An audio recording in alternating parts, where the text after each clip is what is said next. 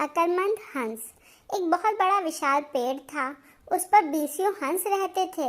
उनमें एक बहुत सयाना हंस था, बुद्धिमान और बहुत दूरदर्शी। सब उसका आदर करते, ताऊ कहकर बुलाते थे। एक दिन उसने एक नन्ही सी बेल को पेड़ के तने पर बहुत नीचे लिपटते पाया। ताऊ ने दूसरे हंसों को बुलाकर कहा, देखो, इस बेल को नष्ट कर दो। यह एक दिन हम सबको मौत के मुंह में ले जाएगी। एक युवा हंस हंसते हुए बोला, ताऊ, इतनी छोटी सी बेल हमें कैसे मौत के मुंह में ले जाएगी? सयाने हंस ने समझाया, आज यह तुम्हें छोटी सी लग रही है, धीरे धीरे यह पेड़ के सारे तने को लपेटा मारकर ऊपर तक जाएगी। फिर बेल का तना मोटे होने लगेगा और पेड़ से चिपक जाएगा। तब नीचे से ऊपर तक पेड़ पर चढ़ने के लिए सीढ़ी बन जाएगी। कोई भी शिकारी सीढ़ी के सहारे चढ़कर हम तक पहुंच जाएगा और हम मारे जाएंगे। दूसरे हंस को यकीन न आया, एक छोटी सी बेल कैसे सीढ़ी बनेगी? तीसरा हंस बोला, ताऊ, तू तो एक छोटी सी बेल को खींचकर ज्यादा ही लंबा कर रहा है। एक हंस बड़बड़ाया, यह ताऊ अपनी अक्ल का रौब डालने के लिए अनशन कहानी बना रहा है। इस प्रकार किसी दूसरे हंस ने ताऊ की बात को गंभीरता से नहीं लिया। इतनी दूर तक देख पाने की उनमें अक्ल कहाँ थी। समय बीतता रहा।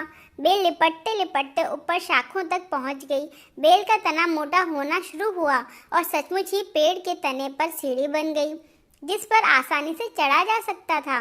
सबको ताऊ की बात की सच्चाई सामने नजर आने लगी, पर अब कुछ नहीं किया जा सकता था, क्योंकि बेल इतनी मजबूत हो गई थी कि उसे नष्ट करना हंसों के बस की बात नहीं थी।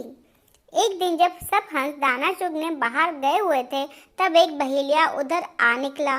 पेड़ पर बनी सीढ़ी को देखते ही उसने पेड़ पर चढ़कर जाल बिछाया और चला गया। सांझ को सारे हंस लौट आए।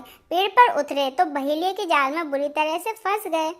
जब वे जाल में फंस गए और फड़फड़ाने लगे, तब उन्हें ताऊ की बुद्धिमानी और दूरदर्शिता का पता लगा। सब ताऊ की बात न मानने के लिए लज्जित थे और अपने आप को कोस रहे थे। ताऊ सबसे रुष्ट था और चुप बैठा था। एक हंस ने हिम्मत करके कहा, ताऊ, हम मूर्ख हैं, लेकिन अब हमसे मुंह मत फेरो।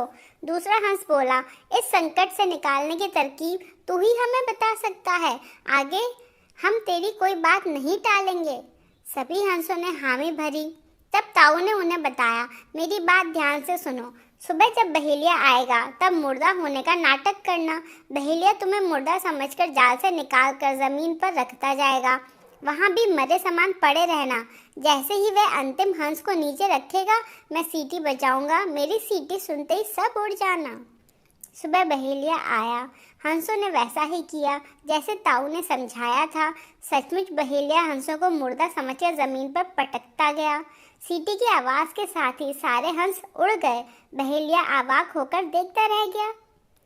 सीख हमें ये मिलती है, बुद्धिमानों की सलाह गंभीरता से लेनी चाहिए।